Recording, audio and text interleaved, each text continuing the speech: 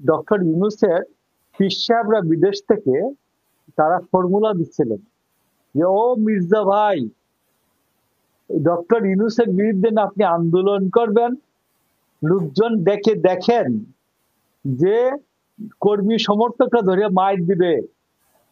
তো ইশরাক যখন প্রমাণ করে দিল বিএনপির মির্জা ফখরুল লাগে না, অন্য কেউই লাগে না, এক ইশরাক সমর্থকরাই Hare road, Bailey road, Mintu road পুরাটা অচল করে দিয়েছে, মৎস্য ভবন অঞ্চল পুরাটা অচল করে দিয়েছে।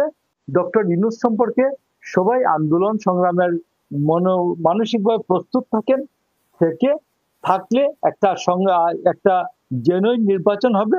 আর না হলে ডক্টর ইউনূস কোন নির্বাচন দিবেন না। আগামী 8ই আগস্টের আগে বাংলাদেশে দেখবেন খুন খারাপি হয়ে একটা বিতিকিচ্ছিরি অবস্থা হবে। গত 77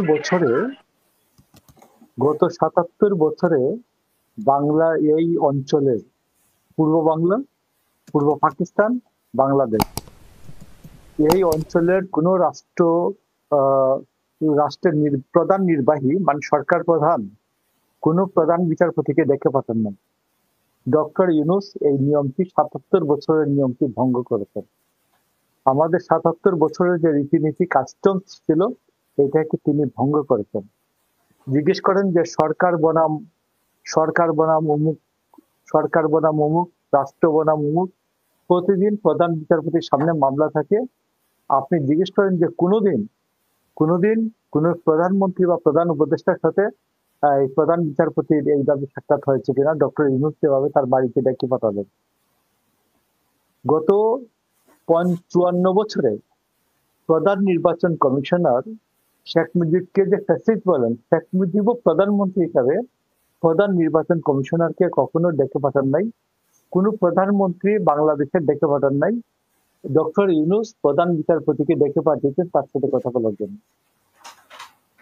আপনি বলেন উনি কি চান বাংলাদেশে, উনি কি চান? তো এই জন্য আমি আপনাকে বলতেছি যে ডক্টর ইউনূসকে নিয়ে আমি মনে করি যে বাংলাদেশ একটা মহা বিপদে আছে। এই বিপদ থেকে যেন উদ্ধার হওয়ার জন্য সবাই যেন প্রশান্তির হাওয়া যেন গায়ে না লাগায়।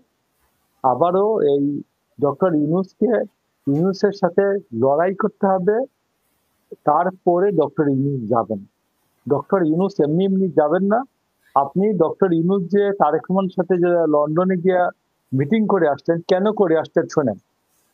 আমি আপনাকে খুব ছোট করে বলি, অঙ্কে মেরে কিনা রাখেন।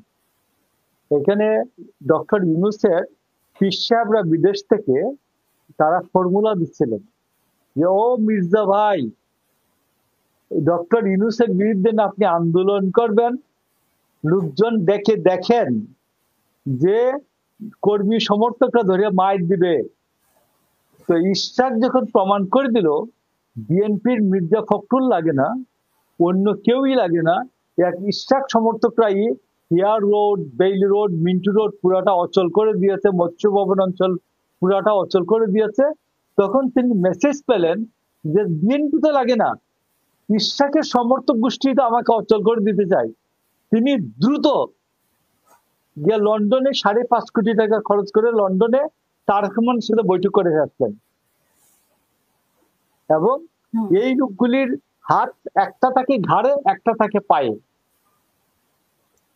এই টাইপের যে আমি আপনাকে বলছিলাম, আপনি মনে করেন নভেম্বর মাসে বলছিলাম, আপনার একজন বলছিলেন যে উনি খুব রাগ করছিল। আমি বলছিলাম যে এই লোকগুলি ভদ্রলোক, এরা মানুষ ভালো না। তো এরা হচ্ছে ভদ্রলোক, একটাও মানুষ ভালো না, একটাও মানুষ ভালো না। তো এই জন্য আমি বলছি সবাইকে, কথা শেষ, closing remarks is like that, যে ডক্টর ইউনূসের বিরুদ্ধে, ডক্টর ইউনূস সম্পর্কে সবাই আন্দোলন সংগ্রামের মানসিকভাবে প্রস্তুত থাকলে একটা জেনুইন নির্বাচন হবে। আর না হলে ডক্টর ইউনূস কোন নির্বাচন দিবেন না। আগামী 8ই আগস্টের আগে বাংলাদেশে দেখবেন খুন খারাপি হয়ে একটা বিতিকিচ্ছিরি অবস্থা হবে। কেউ বলবে মার্শাল ল চাই, কেউ বলবে ইউনূসে থাকুক, কেউ বলবে কোনো কিছুই দরকার নাই। এই অবস্থা একটা হবে। এই অবস্থাটা বাংলাদেশে একটা নৈরাজ্যকর অবস্থা ডক্টর ইউনূস চাচ্ছেন। এবং এই নৈরাজ্যকর অবস্থার মধ্য দিয়ে উনি থাকতে চান। ধন্যবাদ আপনাকে।